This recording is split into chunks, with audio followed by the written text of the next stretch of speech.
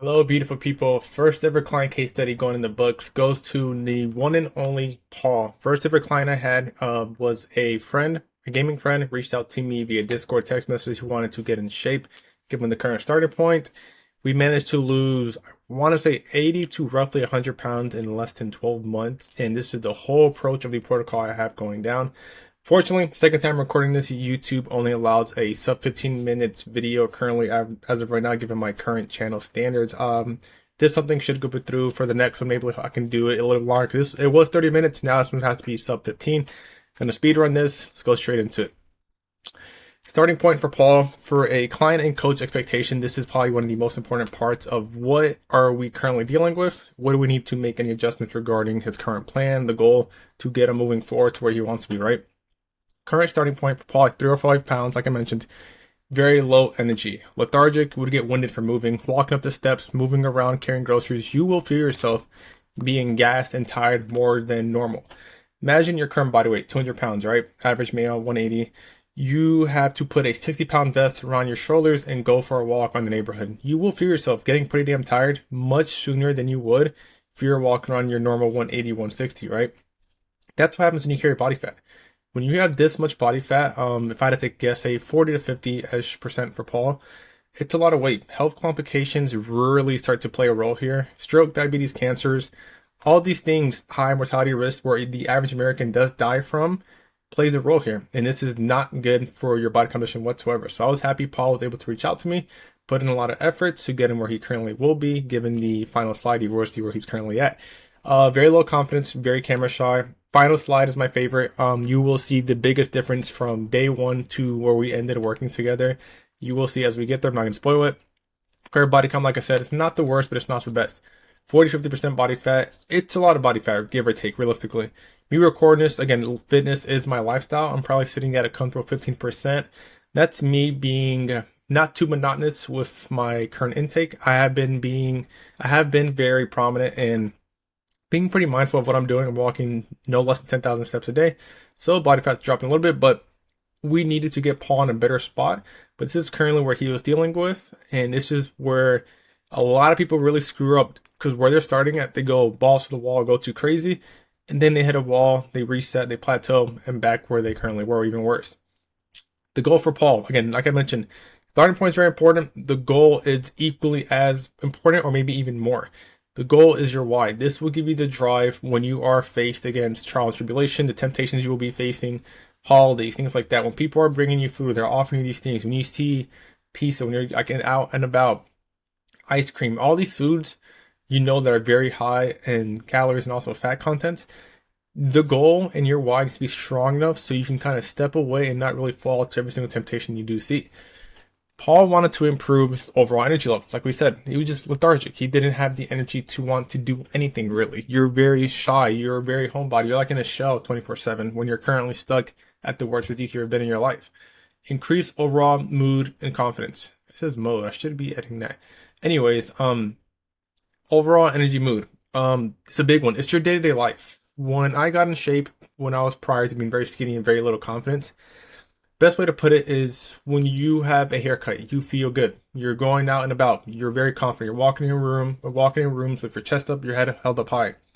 That's what it's like when you get in shape. It's an infinite haircut glitch. Every single day you wake up, you don't really think about, man, like I'm not really feeling myself. You wake up feeling great. You have tons of energy. Your body's functioning as it should be. Confidence, it's constantly up, so there's other problems to worry about, which is a good thing. It's like a first world problem, right? When you are in shape, it's a first world problem, I'll say. Goal was to lose some weight. It's very generic and basic, but it's realistically 99% of people why they go to the gym. They go to lose weight and build some muscle, believe it or not.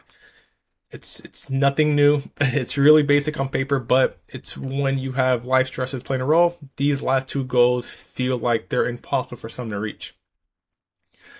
Phase one for Paul. When I have a consultation with my clients, I really like to break down the phases for each of these goals because when you look at the previous goal, like I mentioned earlier, lose weight, gain muscle. On paper, it's easy, but in reality, depending on the starting point and where their goal is, it can take 2 months, it can take 2 years. And for the average person, since I've been working as a personal trainer, I would more than likely say people are on average 6 to 12 months away from reaching their set goal. Some people are obviously the 24 month, 36 months mark, but you have to figure out their overall goal and how to break it down incrementally so we can continuously see some type of change or keep motivation pretty high, because getting in shape, it's a long, slow, tedious, boring process, believe it or not. So if I can have one big goal of getting in shape, but break it down incrementally into smaller goals to feel like they're constantly reaching new achievements and heights like that, it's really important as a coach to constantly keep shifting the goalpost in a way. So we're not going to be in the mellow spot of like, man, when are we ever going to reach our goal? Because if you say you want $1 million in one day, that's going to take a long time to get. But if you break it down, I want to make 50,000 in 1 year. I want to make 80,000 in 1 year. I want to make 100,000, and you start slowly increasing the savings. It's much more reachable and plausible to the point where you don't give up so easily. Phase one, as anyone who's getting in shape, so you have to solidify habits. Habits is what you start doing automatically without really thinking.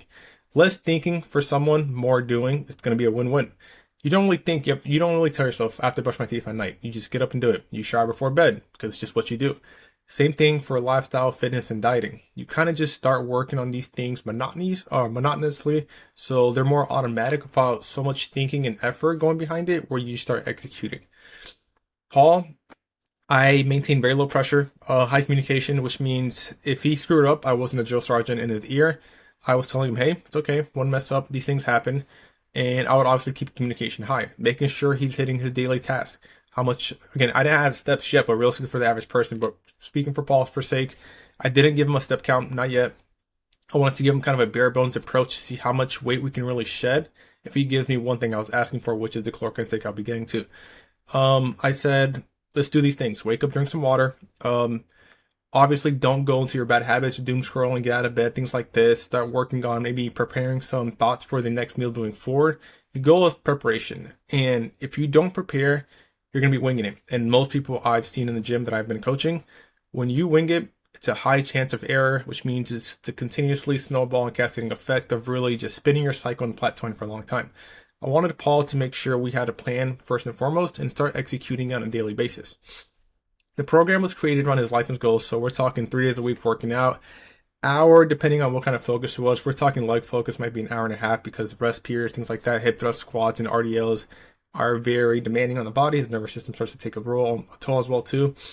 As he got better at working out, obviously rest times got shorter. The window was a little bit reduced as well too. But it was a very simplistic workout. Upper, lower, full body. That was very simplistic. He worked out in his garage. We had a bench, barbell, dumbbell, and a squat rack. That was it. Very simplistic, bare bones, almost like a prison workout. The goal, what he did achieve, was he lost 25 pounds in 3 months off the rip. It is a lot off the rip, but it's because his current starting weight. Paul is a little bit heavier. The more weight you have, you will be shedding it off very quickly. Me, on the other hand, I weigh 160. I probably cannot lose 25 pounds in 1 month or in 3 months. It's not that much more room to lose. I don't have that much body fat on my frame. If you have a lot of body fat, you will pull it off very quickly. It can be done correctly if you do it the right approach. Keep that in mind. Phase number 2, we had to make sure we tighten up these habits. Like I said, we're waking up, drinking some water. We're being very prepared, and we're fasting at this time. He wanted to create a small fasting window before eating because he wasn't hungry. There was no need for him to force any food into his body, just to close the overall caloric intake. So we wanted to keep the window pretty high when his eating schedule to remind him to start eating. We had breakfast, lunch, and dinner. Started at 11 or 12 around the noonish time. Minimal snacking in that time frame. Same exact thing. Very low pressure, high communication. Luckily for Paul, he was a client that was very damn good at executing. So when we messed up, it's very, very rare times. In the time frame we were working together for the first 6 months, I can't even maybe 3 times in that entire time where he might have ate off plan, off the meal guidance in a way. Other than that, he was very, very fortunate, or I was very fortunate. I didn't have to constantly remind him like, hey, why are we doing that? For him, the whole pillar to his entire transformation, I guess I would say, came from flexible dieting. Having a flexible dieting approach allowed him to enjoy any single meal he wanted. He wanted protein cookie batter cake. There's different variations of anything you can make. Pasta, pizza, burgers, Chinese food, any one of these things. If you get really creative, go on TikTok, Instagram, YouTube, all these things are here now. Luckily for us, you search for any meal you want, high protein option, you're going to find a whole recipe for a meal, very low in calories, high protein, some fiber, low fat. You can make every single one of these things work only if you prepare for it. Program remained the same. It was pure hypertrophy, 3 days a week, upper lower full body. We didn't really have too much to work with, so we had to kind of play with it pretty bare bones. It was just very monotonous, and we just made sure we progressively got stronger every now and then, make sure recovery's on point. Looked over his technique every single week, sometimes on FaceTime, but on my check-in process, he would send the videos. I'd make any adjustments if we need to. But it was very, very simplistic. In this time frame for phase 2, he lost over 20 plus pounds as well, too. Looking over phase 3, again, just take a look at the photos. Look at this one. 1, 2, 3. It's big, big, big transformations in the time frame. And this does happen if you are very, very efficient of how much effort you are putting in, and if you apply your efforts in the right spot. Phase 3 was to perfect our habits. This is arguably one of the most important phases, because if you perfect your habits, you are working like a robot. You're not really thinking, you're just executing. Like I said, you wake up, brush your teeth, get ready for work, so on and so on. You're not really thinking about these tasks. They kind of just align with your day versus you forcing them. Very low pressure again, moderate communication at this point. Paul was very robotic to the point where he started to solidify himself as a gym goer. Not a gym goer, I was like, because he was working at his garage during a time frame. As an athlete, I guess you could say. Someone who's experienced with dieting, someone who's experienced with lifting weights very heavily, with good technique and so on. He stayed very consistent with his meal structure and a lot of flexibility. Like I said, if you remove this piece of his entire program, I think everything crumbles. It's like I think it's called Jenga, that game where you pull the pieces out. You remove that meal structure and the flexibility of it, everything crumbles. Paul he's not the person to eat the same meal, breakfast, lunch, and dinner 5 days a week. He wanted some flexibility and variety within his diet. This is what allowed him to stay within his caloric intake every single day. At this point too, we started to reach the holidays, 6, 7, 8, 9 months in. Holidays started to come up, so he got to experience some of the foods that we technically weren't allowed to eat, or these things just came arise, these problems, right? We manipulated training a little bit. He managed to get a pulley system for his squat rack. We started throwing in a lot more lat pull downs, cable curl, things like that, which was very, very fresh and exciting to really change this hypertrophy program, which was very, very well, both our ends. This time as well too, we added a daily step count of 8K, because during the holidays, there's much more days for rooms of air. If I make Paul move a little bit more and be more consistent of just caloric expenditure, these foods that do come, holidays like Thanksgiving, Christmas, New Year's, some of the drinks too, it's not going to play an effect. I have a controlled caloric expenditure on his spreadsheet now. I can see the data of how much steps he's having. I do a little bit of averaging of how much calories he's burning versus his intake, and see his rate of loss per week. Now, when these things happen, when we quote unquote screw up, we're ready for it. We're prepared. 8,000 steps per day, burns X amount of calories per week. He's losing this much weight. We're still on track. He's still in this much of a deficit per week. And again, this time frame of phase 3, lost 28 plus pounds again. Look at phase 4, one of the most important ones is to maintain habits. Arguably the most important phase. This is where you are the person that you were trying to become on phase 1. Low pressure, low communication. It was expected of Paul at this point. He knew exactly what to do, how to do it, when to do it. All we needed was our weekly accountability check-in, where I just looked over his data, made some adjustments regarding his training and nutrition if needed, and that was it. Still consistent with his meal structure and allowing flexibility, very bare bones. He learned how to gauge food properly during the holidays and events. He looked at his plates, heavily focused on protein, some carb and some fats there, yeah, but he didn't double dip. One plate was enough at Thanksgiving, Christmas, things like that. If you want a dessert, eat a little bit. You don't have to overconsume your food. When you've been dieting for this long, you know when you overconsume your food. You can just feel it. You feel the bloating in your stomach. It's not the right amount you need. You're just eating it out of greed, and your body will it will let you know, remind you. You'll feel some bloating the next couple of days. Next couple of days getting back to normal, the bloating will go away, back to normal weight loss. Hypertrophy was same as before. Focused a lot on the back development, the arms, the chest, the shoulders, things like that. Legs are pretty okay. He had big legs from football back in high school. Step count was still 8K, 20 pounds again in the last 3 months within this phase. Phase 5, this is what I talked about.